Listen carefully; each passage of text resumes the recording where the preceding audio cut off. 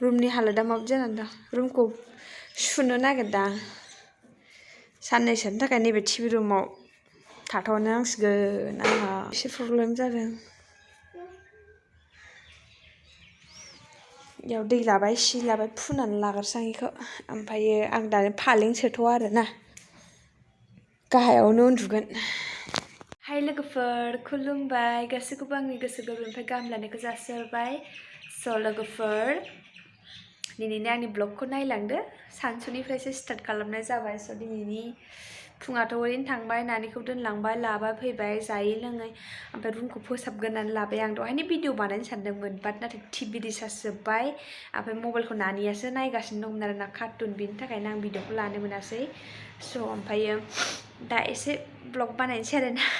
स' ओमफ्राय मोनसे खोथा आरोना लोगोफोर आं बुजिनोनो हायाखै माने सानफ्रामबो ब्लग होआबाना भिउसआ खमायनानै थायो आरोना लोगोफोर आं मिन्थिला टटेल भिउसआ स' बेखायनो फिसाबाबो गुसुंबाबो ब्लगखौ बानायलांसै सानबाय लोगोफोर स' नायलांबाय थादो ओमफ्रायो आङो टिभि रुमाव साननैसोनि थाखाय शिफ्ट जाथ'नोसै एसे प्रब्लेम जानानै दं आरोना बेनि थाखायनो स' आं न'खौ सुनानै लानोसै ओमफ्राय नोंथांमोनाबो नायलांबाय थादो होमबा आंनि ब्लगखौ आरो मोजां मोनदोंबा लाइक कमेन्ट शेयार साबस्क्राइब खालामनानै होलांदो स' फैबाय थादो होमबा लोगोफोर आंजों लोगोसे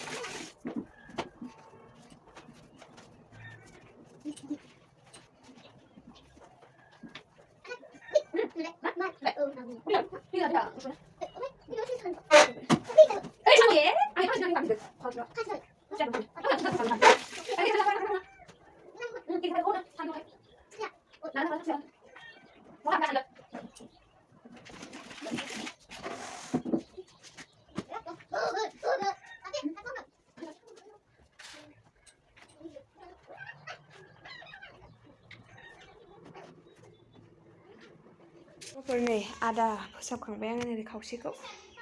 नै खावसेल'सै आरोना बेखौबो बिथिं खनायावनो बसायनानै दोननोसै आङो ओमफ्रायो बे बिसनायाथ' जों साथाम उन्दुजानाय नङा नानि आं ओमफ्राय आंनि हासबेन्ड जों साथाम थोनाय नङाना बेखायनो गाहायावनो थसक बनानै उन्दुगोन आरोना माबाखौ फालेंखौ सोफैथ'ला आरोना लोगोफोर ओमफ्राय माने लांलाय लाबोलाय दिगदार जागोन उनावहाय बेयाव थांफिनगोन नालाय माने दरजाया गाज्रि जानानै दं आरोना लोगोफोर ओमफ्रायो उन्दुजाया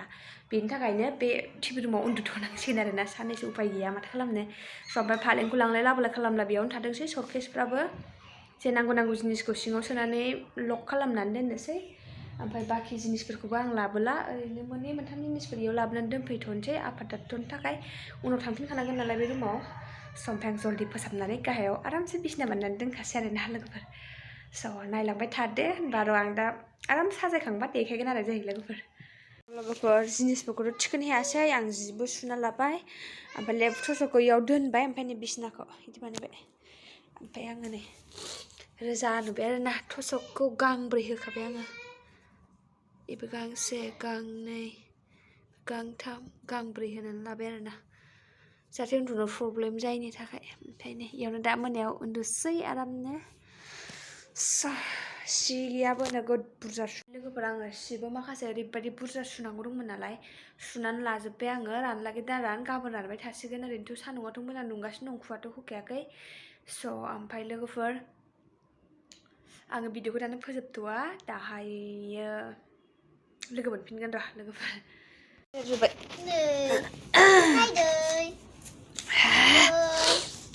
गुसुदोंहाय गगा मोनबाय ओंख्रि संसां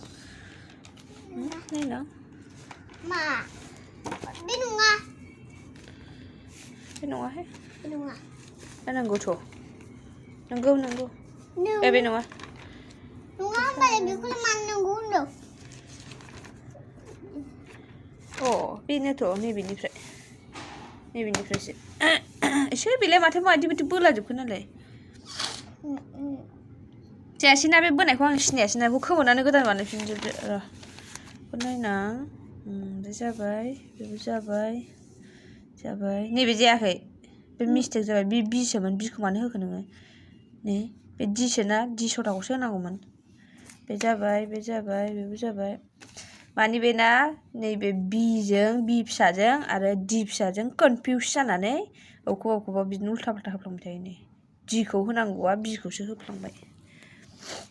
ए फर फिश जे फर गड ओइस फर हेनसो लिरनांगौमोन ना हेनसो जायो बे जाया I for ice cream, J for jack, K for kite. Kite spelling out उल्टासो जादों इया उनावसो जायोमोन आरो ओमफ्राय बिस्टिक लिरना लिराखै एफआ उल्टासो जादों नालाय सनालिनि एफआ उल्टासो जादों जायाखै बेयो I J K L M N O P Q R S T U इउआबो बारा मोजां जायाखै दे इउआ नै दाउ बिरनायसो नुदों इउखौ B W X Y Z बे जाबाय आरो F आरो U खौ मोजाङै लिरफिन दै आरो C D E F G H I J K L M N O P Q R S T U V W X Y Z बे जाबाय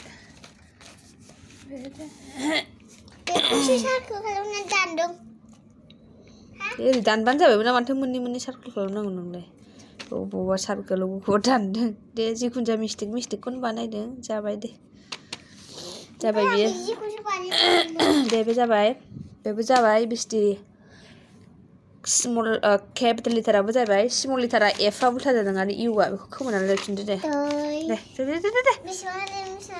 लिरबासो रोङो आरो बिदिबासो अनो दे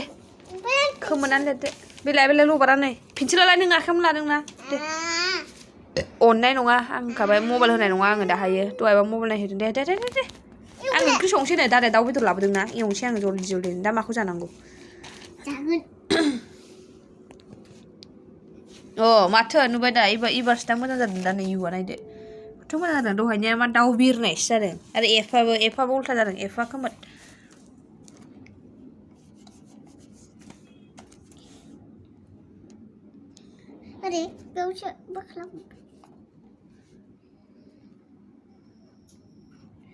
माथो नुबाय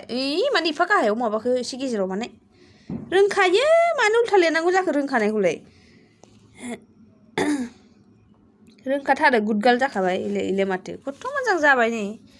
दालाय माथो एफआ जाबायना बेखौनो उल्था लिरो जाम्बिनि रोंखानायखौनो जाम्बि बायदि बावजोबो बेना उल्था फाल्था खालामफ्लांजोबो आरो नैबेबो बे जायाखै हैले लबार हाय गगा मोनदों हा दे रोंखाबाबो उन्दैफ्रा बिदिनो बावबाय थायो ओमफ्राय एगजामा 19 तारिखनिफ्राय ना गैथारला दिनै 30 जाबाय जानुवारिनि ओमफ्राय फेब्रुवारिनि 19निफ्राय जागोन एगजामा दे जाबाय दे नैबेबो हेनसो जायो बे खोमोननानै हेन नैबे ओइसआ थाथोंसै नैबे इउ टिखौल' खोमोनदो स' ओमफ्रायो हासबेन्डआ दाउ बेदर लाबोदों आलुजों संनोसै साननि आलु भाजा दालि जहलाबो एसे दङ आरोना ओमफ्राय दाउदैसो जाखादोंमोन नालाय सानावहाय एन होदो हेन जाबाय ना स' आङो होनबा बेदरजों आलुजों खेबसेनो जहल संसै आरोना जेबो संलिया दे जाबाय दे ओमफ्राय